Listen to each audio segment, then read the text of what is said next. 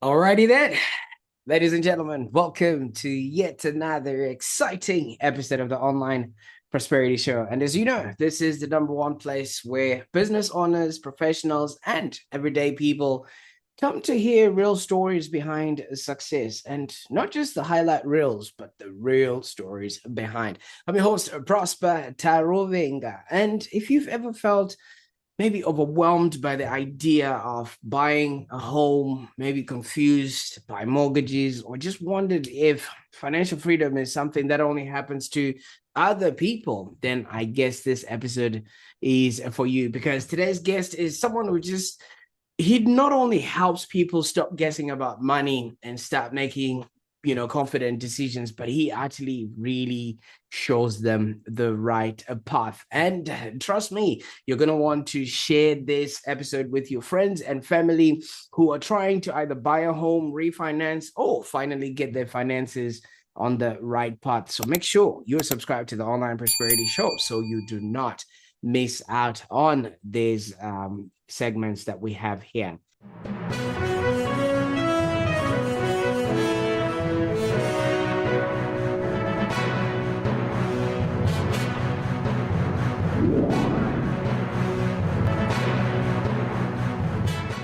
Now, today's guest is a dear friend of mine and somebody who's literally taken me on the right path. Now, Pardeep, welcome to the show. Thank you, Prosper, and thank you for your kind words, man. It just I'm not sure if I'm right there. No, no, no, you absolutely are. Only after you say the next thing, you probably have a small disclaimer that you want us to hear before we get started. Yes, definitely.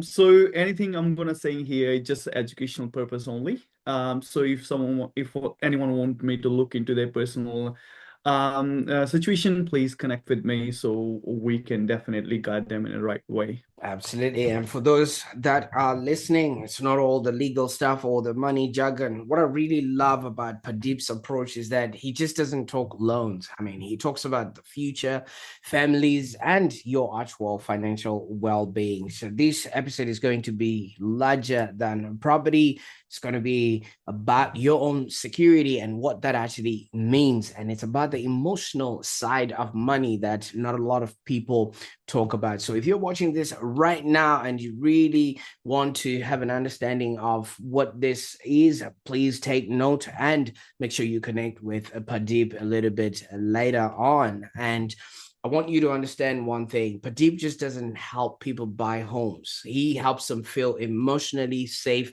enough to believe that they actually deserve one. And this is not what a lot of people actually allow you to experience because whenever people go to a mortgage broker, it feels like you are at the doctor's office and you literally have nothing but that little dress they put in front of you, which is open at the back, and that's not a secure place to be. Now, Pradeep, I could go on and sing your praises, but you're here today. Tell us a little bit about your journey. How did you get started in this journey of mortgage broking? Prosper, I came in this industry 2014. Actually, I came in Australia 2014, and I was here as a student. I was doing my master's in accounting. And while I was doing the master's in accounting, I was working some side jobs. I was working in a hotel. At the same time, once that finished, for the visa purposes, I need to move to Tassie, and that's where I start doing my accounting internship because that's what I want to. I want to be an accountant. And while I was doing everything, my permanent part-time job, which I was doing in a hotel, become a full-time job because that job was actually helping me to get short out my visas. So during that time, I was more concentrate on that side. Once the visa thing is short out, I think now I need to change, go full time in my accounting. So I start doing a full time internship, and then in 2020 we visiting India for my sister's marriage, and that was lasting 1 year holiday. Thanks to the COVID. And Um, that COVID teaches me that I definitely need to have my own house. If something that happened, at least my stuff is secure, not to be pressurized with the rent, and maybe you end up half of your stuff to be going junk or garbage. That's yeah, what happened to us because we just gone for 4 weeks and the 4 weeks become 12 months. So as soon as I come back, my aim is to get the house. So I returned back in Feb 2021. In March, we paid deposit for the land. And that's when I start looking for like, okay, look, now I need to sort out this loan stuff because now I need someone who can help me to build a house because I just purchased the land only. And even though that's not the right approach, I should have go to the mortgage broker first. But I was too much into that. I need to go and purchase the land. And as a first home buyer, we do not know the right path. We do not know the right step. And I've been to at least 8 to 9 different brokers in the banks, and all of them say, no, you cannot afford it. That just that's very shocking to me. I was like, man, how come? Because there's just like, oh, based on your salary, you can only go 250 to $300,000 range. But requirement was way higher than that. I was in a talk with my uncle, who is very experienced convincer. When I was having chat with him, he connected me with a right person, a right mortgage broker, who not only look properly, I feel the difference between him and the others because he didn't just give me the number by asking only one small question, what's your weekly salary? He take time, he look into all my documents, and the other people who what was missing, there was few other income sources. No one asked me those questions. I do not know if we can use those sources. I used to run a e-commerce business. That's another time story when I was 1 year peer in COVID. So that's my full-time business. So, but yeah, fast forward, no one asked the right question. No one helped me until that fellow comes in. And that just makes me thinking, why not other people can help me? What was the difference between him and the other, and why he is doing what he is doing? So he has a similar story as me because when he was a first home buyer, he had the same issues, and since then, whenever he goes, whoever the first home buyer, he literally takes time to understand. He literally take understand what they want and how can we achieve that, and that just inspire me. And being a break from accounting over a year, up I think over a year and a half. So I feel like I need a change. And since looking at that person, I understand it requires a lot of accounting knowledge. And I was like, look, I am experienced in accounting. I know hospitality, so I can talk to the people. That's when again I reach out to my uncle, my mentor, you can say, ask him more about this industry. The mortgage broker who helped me during that conversation, my first home, he helped me to get into the industry too. Finding a right person. One right person helped me in entering my own home, and the same right person helped me entering in a new industry which I have no knowledge. He gave me opportunity to work with him for about a year, just over a year. That allows me gain knowledge, understand this industry before I enter in. 2023, I opened my own business, and here we are, 3 years now. And I still have the same feeling when I met with the first home buyers. I know where they're coming from. I know the struggle because I faced it, and it always comes again in my memories as soon as I see any first home buyer. So that just gives me a boost and helps me to go a few extra steps because someone helped me, and it's my responsibility that I help as much as first home buyers as I can. Absolutely. And thank you so much. And you really are putting people on the right path. But let's just go back a little bit. And I really appreciate how you took us through this whole journey and, how it all came to be. Now, walk us through your period when you first arrived in Australia. Obviously, there was a big culture shock there. You're coming to a place you don't quite know. And you did mention rentals and things of that nature. What was that time like for you when you were trying to figure out yourself before you even thought about the career? I'm lucky that I have quite a few family members in Australia before I comes in, so they give me a bit more understanding about this country, which is good. But you're getting information someone else until you actually experience this is a two different thing. I have English, which I learn it, but that is no use in here. So the people speak here is totally different, man. It takes quite a bit for me to understand that. Even though we go through with the English test and everything to come here, I achieve what we need. I need it, and but still, the accent is the hardest part. Once you get hold of that, working with the Aussies, so that just it's good, but it's yeah, same as you're saying, it's a lot of culture shock. Yeah, I still remember that. That's the good time.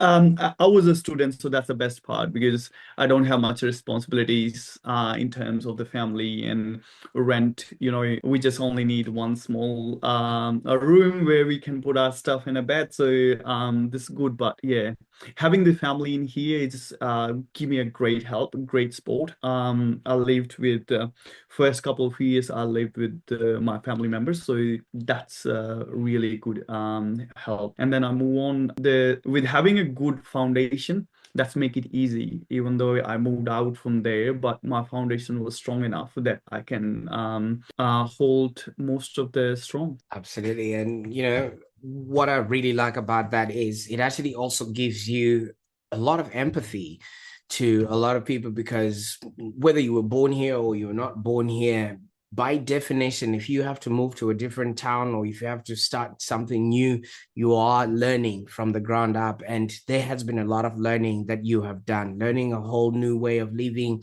learning a whole new career, all to speak, when you then moved on and things of that nature. But you were obviously going on the right path when it came to that. And during all of this, you had a year that obviously you lived in, you went back home and were trying to figure out yourself and things of that nature. What was going on then? Were you trying hard to come back to Australia, or were you also now trying to establish back then? Because 1 year is a long time for you to actually make crucial decisions, whether you're staying or you're going.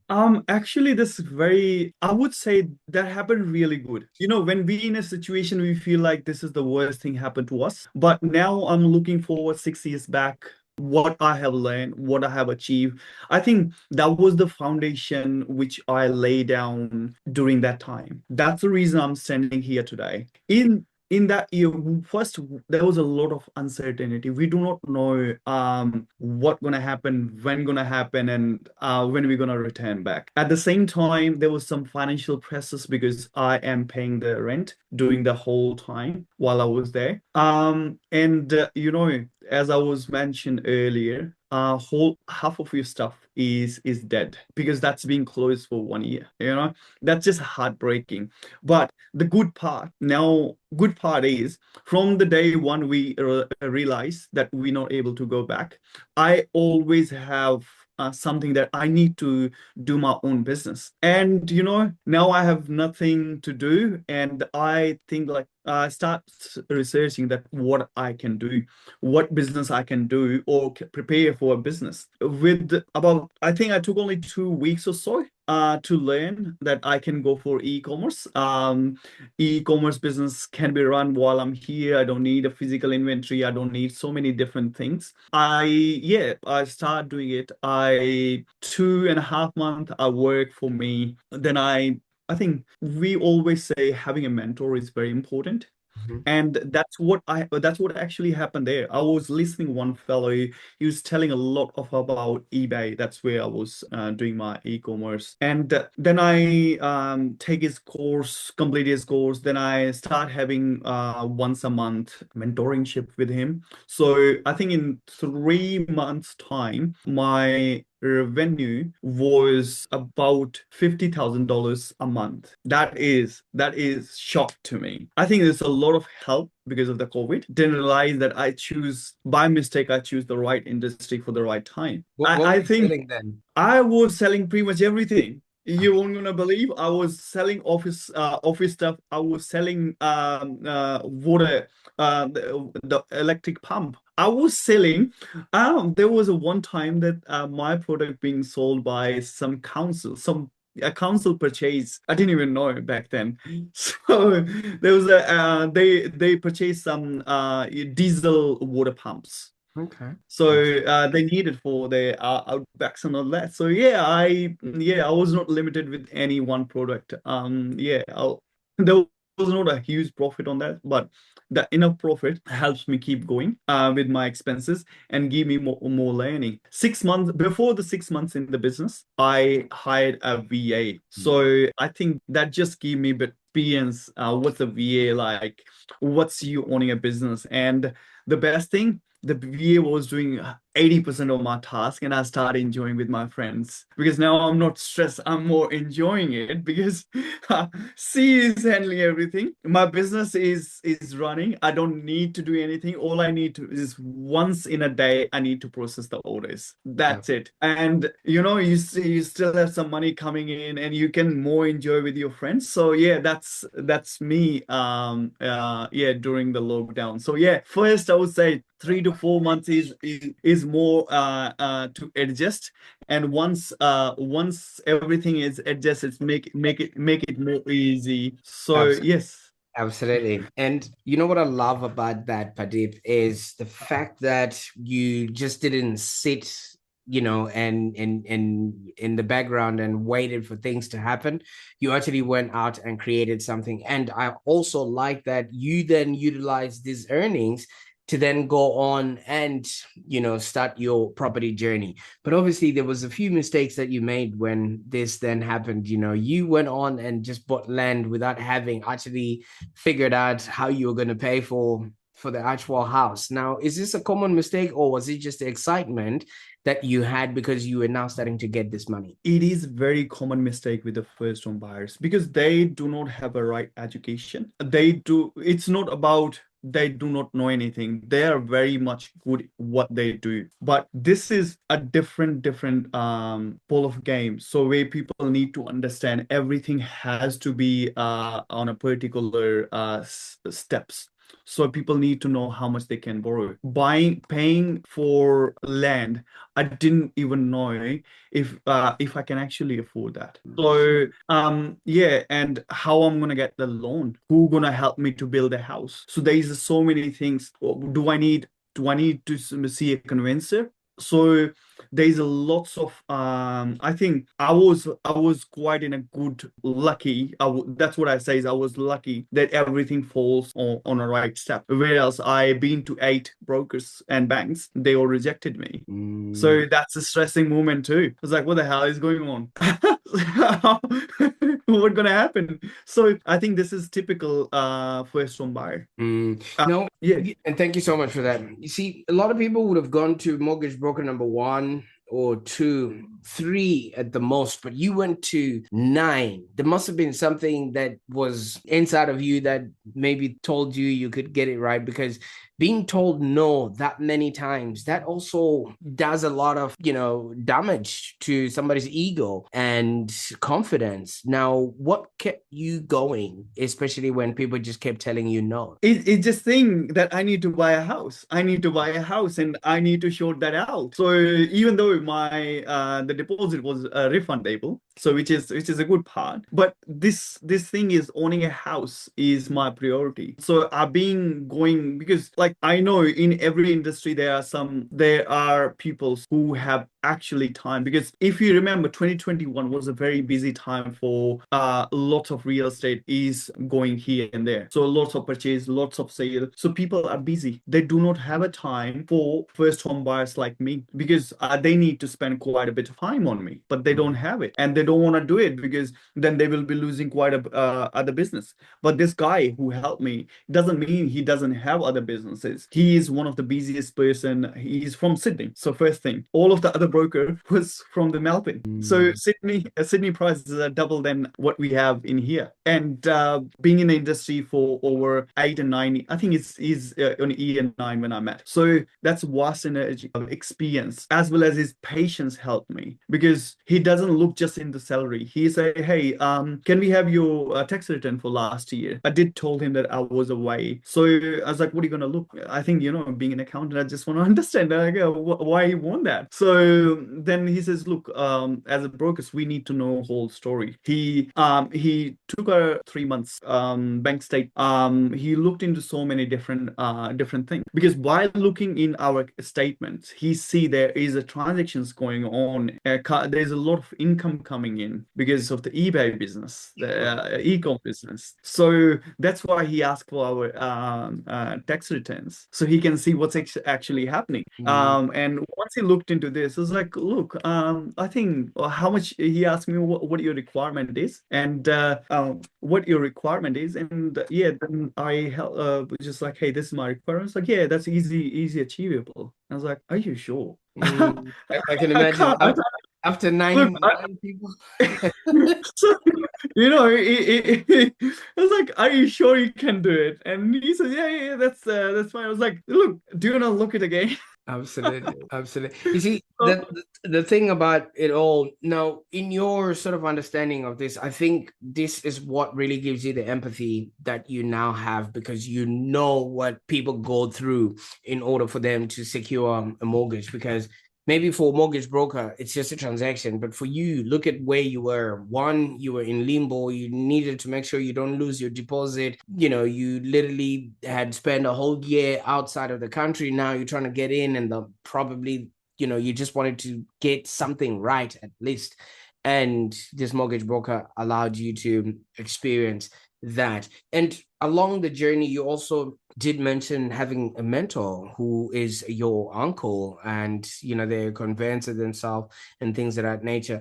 How important is it to have mentors while you're on a journey like the one that you're on, or any journey overall? I guess having a mentor is very, very important, because it's just not about what you know. Having an experienced person. So I always look up to him. He come in this country in 80s. So he has seen a lot in this here. He was 55 when he decided to change his career. So that is enormously impact me in a positive way, that a person at age of 55 can change the career. It's almost the retiring age, but you changing the career. You're not just changing the career, you make that business flourish. He sold that business a couple of years ago with, I think, over $600,000. Wow. You didn't earn the money. You make a business, and yes, his now retirement is way easier, because I think he doesn't need to start the business, but he always in a way that whatever he does, he just like, okay, cool, I think I can do it. Maybe sometimes the things doesn't go the way you want to do it, but yeah. So that, there's a figure that you see that it just gives you boost. Like, you're 24, you come out of the country, he was 55 and he changed his career. So it's not a big deal. When you ask me what's your transition like, being in this country, just looking at him give me a lot of boost. I Yeah. go and visit him. I look at him, see everything. I was like, look, in 7 years you made that much. So I think I have a whole life. I can do a lot in this country, and that's also give me surety that this country is for opportunities. There is a lot of opportunity. All you need is just open your eyes and look for it. Absolutely. So And yeah, and I really appreciate, you saying that because so many people they don't expose themselves to either networks or other people that can actually show them what's possible because once something has been done by another person, it's easy for you to actually see yourself achieving that. Now, speaking of other people, a lot of people that will be watching this Pradeep might actually feel embarrassed to talk about their finances, okay? Because maybe they haven't had an opportunity to have somebody who actually listens and things like that. So this actually delays them to ask questions because maybe they think they should already know the answers to certain things and they should already have an idea of how to do things or what things need to be done, and a lot of people are afraid to look stupid, especially in front of somebody who's a professional like yourself. What do you say to somebody who feels ashamed or they think they're behind financially? I think people shouldn't be ashamed. First thing is it's we are professional. We here to help, and the reason we are professional, we can actually help. So the word professional it means is we are professional. So we're not here to make judgment. And being my experience, I've been to 8 different people, man, just to get know. So being open is actually give us opportunity to look into more. Maybe we're gonna find something else. But there are some misconceptions going on. Like there's so many calculators all available online on different banks where you put your salary in, and then it's like, okay, this is the borrowing power maximum you can have it. It's good a starting point, but that's not the end. That's not the reality. It's just a starting point. That's what actually that means, because in reality the figures can be totally different, because we just don't rely on limited thing. We have to look so many different things. Sometimes people put some they combine everything and they put together, like for example their bonus, their commission, their overtime, their allowances. And when this calculator, online calculator, asks for your income, so they just gonna put some number which they saw on their salary. In reality, maybe that doesn't make any sense at all. So Mm, yeah, yeah, because it's banks good are to, always looking for safety and insurance to make sure that they are the ones that not going to lose out in the process. And yes. I feel like a lot of people need to be educated on this sort of knowledge because what is maybe showing in your payslips and your tax returns might not be the actual reflection of what your actual capacity is. And you talk a lot about education and transparency. Why do you think so many people sign loans that they don't fully understand? And you probably would have done the same when you started, just signing on a loan on land, but didn't quite understand the full implications that you needed to also get a loan on the house component and things of that nature. And I remember, I think when I also started, they would tell you just pay a 1,500 deposit, and and you already have this piece of land, and they tell you all the cooling off periods and things of that nature. But whose fault do you think it is really to just get people sucked into those cheap deals without actually getting the full information? It's not anyone's fault. I wouldn't say it's not the fault of real estate. It's not the fault of customer. It's not fault of any other profession. It's just the not having a right information available for the client, so they can understand a process, a way they need to start, so they can understand what they need to do first. What's the second? What's the process like? Who are the different professionals we're gonna need it at? What stage we're gonna need it? Having the right information makes everything correct, but not having information. So, for example, if instead of you going to a mortgage broker to start with, if you're going a real estate, or if you're going a conveyancer, or if you're going to someone else, if you purchase a house and land package, so they can only tell what is in their criteria. They cannot tell. Okay, they will ask you, hey, do you know you can afford it, or do you have a pre-approval, or have you been to a bank? So that's, and the other person doesn't have to answer that. It Mhm. just, if you go to real estate, it's like they can ask you this question, but these days they understand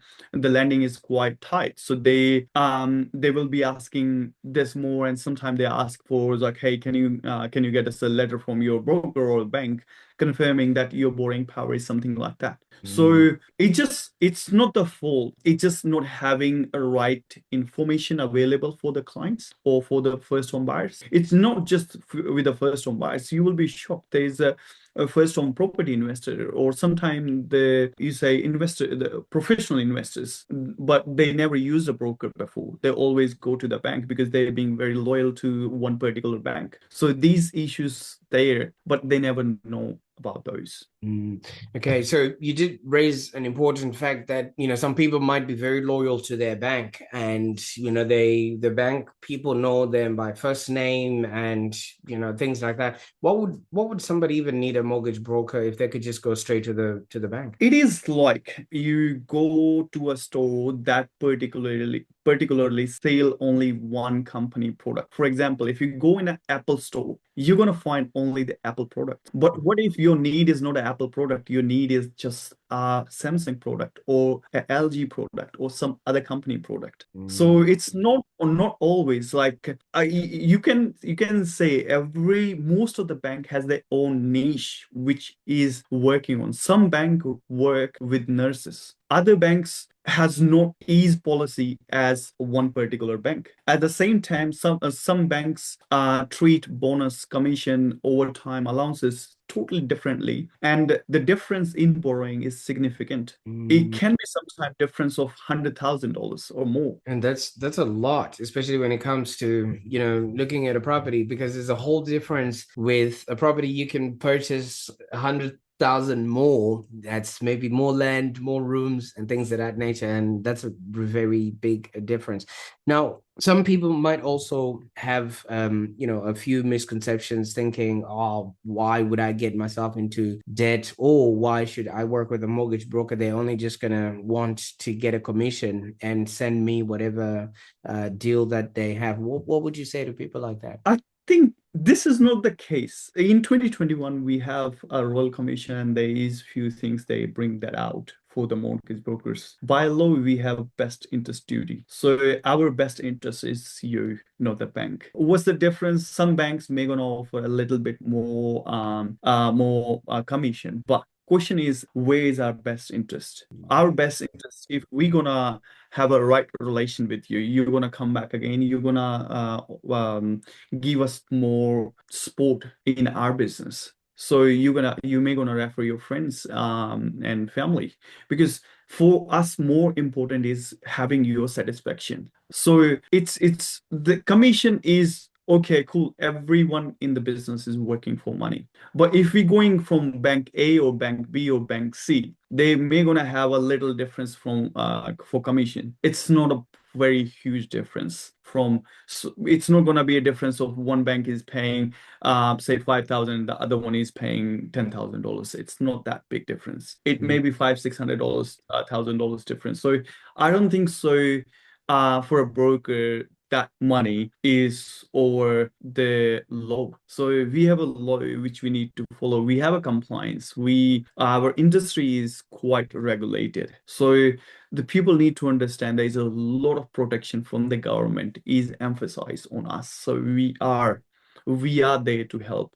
And even that's a good business model if you actually take care of your client, because then this client is always with you, because they're gonna be there whenever they need it.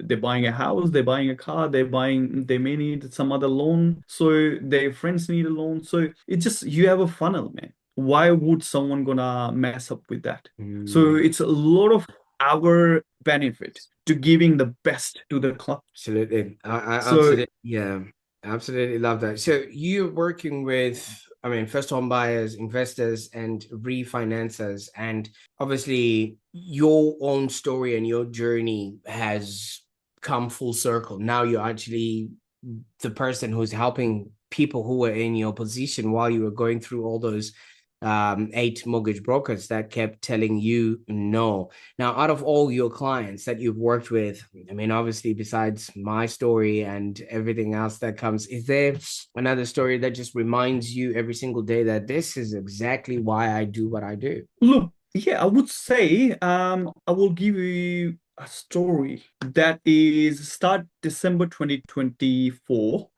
this client has come to me and hey, we have a land, we want to build it. We don't have any problem with the income. We don't have any problem with the credit score. Everything is perfect. And December pretty much is quiet time. I was like, and it's pretty much holiday period started. I think he came to me on 22nd of December or so. I was like, oh, cool, that's easy. Before I go on holidays, I will put this deal in and get his loan approval.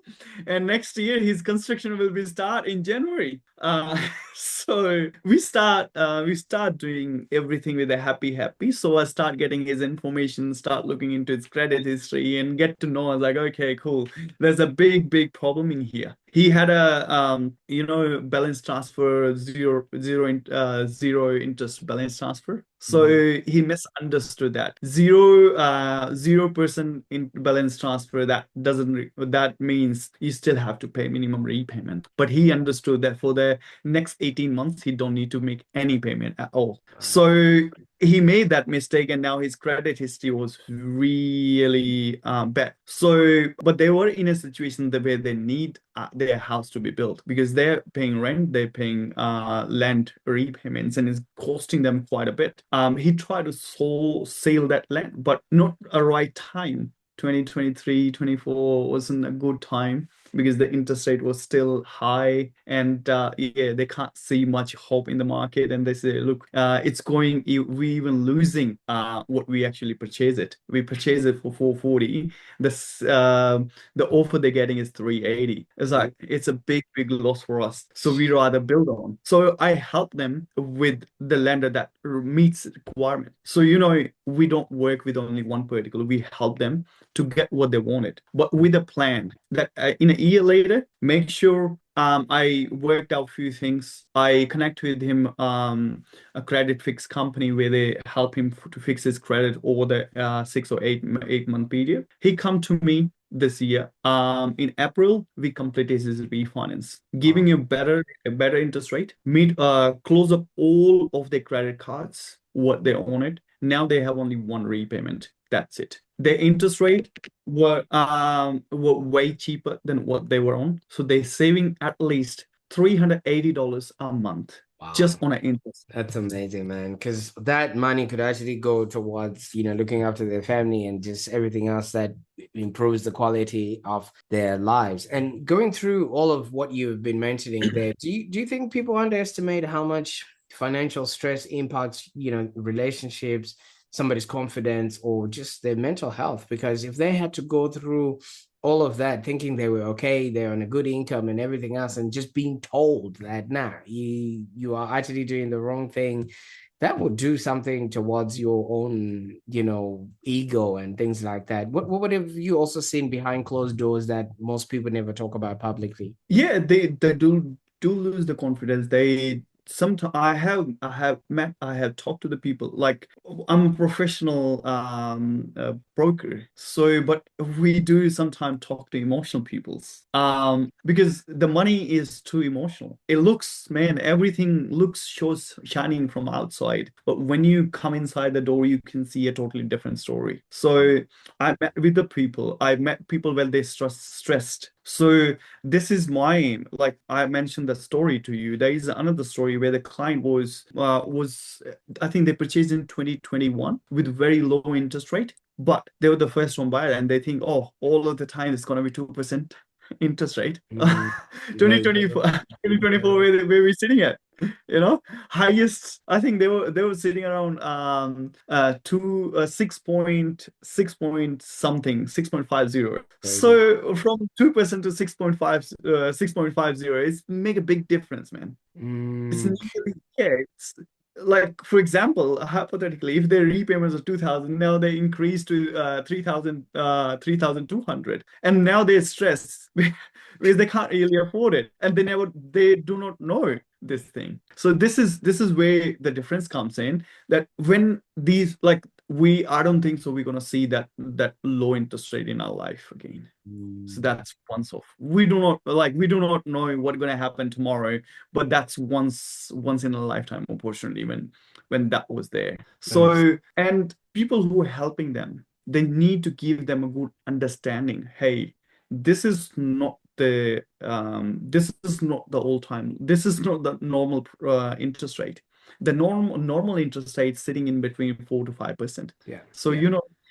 if you know a market where interest being 4 to 5%, and then from 5% it grows to 6%, 6.5%, it doesn't make big difference to you because you know it is similar. Absolutely. You see, most people are not bad with money. They just simply never taught, right? They just never have the opportunity to really learn the financial, knowledge that actually works. And from what you're saying, a mortgage broker like yourself, you often become part financial strategist for them and part therapist and part guide for them, in order for them to navigate this. Now, if somebody wants to get a hold of you and maybe connect with you so they can get on the right path, where can they go on the internet to find you, Pardeep? They can definitely contact me on my phone, by the phone or email. That's more easiest way to approach.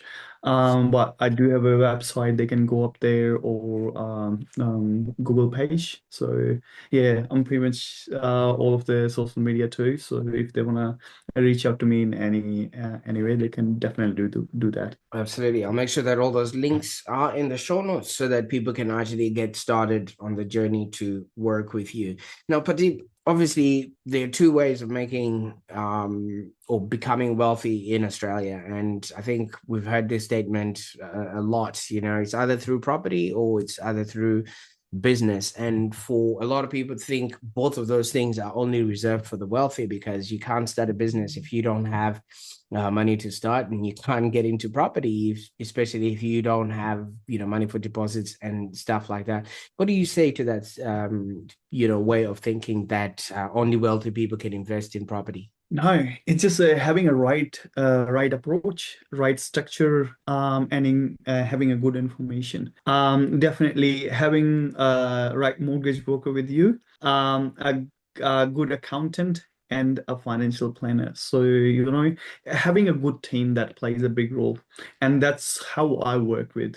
So I formed over the time work with so many different accountants. So we form a little team where I can definitely introduce them to certain people, give them a right education to achieve their goal. So ultimately, the thing is, you need to have a right planning to achieve it. So Absolutely. it's yeah, it's everything can be achievable, but having with the right planning. Absolutely. Now, for somebody who's watching this and saying, okay, all right, you've, got me onto the right way of thinking. What is the one thing that you believe somebody should do today, even before they speak to a broker, that could massively improve their financial future? Don't mess up with your account with your credit history. So understand your any loan or credit card. If you don't need a credit card, you don't need it. Why are you having it? So and because that plays a big role. Having a credit card is can reduce your borrowing power first, but if you're missing a payment, can have a big impact on your credit history. So like the example I gave you. So they if the credit history was fixed or easy for them, they would have been so much better from the day one than they become after 1 year. Mm. So those little things plays a big role. But at the same time, I would say for the first home buyers, if someone is planning to purchase their first home, they really need to understand the minimum repayments is not is the minimum liability of owning a house. But in the rent, that the maximum liability is the rent. So that's two different things which you really need to understand. And there's so many costs people are not aware of when they actually purchase a house. So you really need to understand when you're moving in a house, there are certain costs that you need to be aware of. They may be if this is an old house, they may gonna require some maintenance. So have Mm. some cash spare for that. So if you're first home buyer, moving in a new house, you may gonna need a blind. You're gonna need some landscaping. You're gonna need some concreting done. Yeah. You're gonna need some fencing done, and everything combined is costing you 20, $30,000 minimum. So don't spend everything, or if you're spending everything, have a good plan that how you're gonna get that money, what's your requirement at the end of the day, when you're gonna get the key. Because when you get a key for a new house, it's a row house. You need to make that a row house in a beautiful house. Absolutely. Now, Pradeep, I can't thank you for the time that we spent on the call today. I mean, your life story and your experience is now what is helping people get started on their property journey. And the empathy that you bring to the table is not necessarily coming from somebody who learned it off a textbook or some certificate. You literally live through this and you understand what people go through. I mean, first of all, from the language barrier to signing up contracts that you don't quite understand how it works, and the rejection with a lot of mortgage brokers, you're literally showing people how to get on the right path. But it will be remiss for me to not ask. I mean, you've shown us the progression from accounting to eBay, and now you're in the mortgage sector. What's next? What are you working on that we can celebrate with you now that you've brought us on the right path? So right now I'm working just only this, helping people, whether it's a first home buyer or investor to achieve their journey. I know it's this episode actually come right at the time where all the theories are going to be diminished or becoming zero, because there is a lot change in budget, and that gonna brings totally different. And see, when it becomes low, there's gonna be a lot more changes. The way people used to do invest, I think it's gonna be a change. It's gonna be change shift in the market. um, I think the people are using same strategies from last 20, 30 years or so. Now it's time they're gonna just revisit. I think it's a good time for us. It's a challenging time for us as well. So we'll be looking into different venues which we haven't looked into so far. Absolutely. Well, I have no doubt whatever path you're going to take, it's going to be the right one. So, Pradeep, thank you so much for your time today. No, man, I really appreciate it for your time and giving me this opportunity be on your show. I know you like I know you personally and professionally, and very thankful for you for being in my life and giving us this opportunity. Thank you so much. What an incredible conversation. I mean, for those that are watching, thank you too for being with us all the way here. And I know there's a lot that you would have learned. So I will put all those links in the show notes so you can connect with Pradeep. And as you noticed, this episode wasn't just about mortgages, it was about hope, it was about security, confidence, and just building a future that actually feels stable. So if today's conversation helps you rethink about money, property, or maybe your future in a different way, I encourage you to share this episode with somebody who needs to hear it, okay? Because sometimes the right conversation at the right time can completely change the direction in somebody else's life. And while you're at it, make sure you are subscribed to the Online Prosperity Show so that you do not miss out on any of these conversations that we have that will lead you to the right path. I can't wait to see what you're going to do with this information.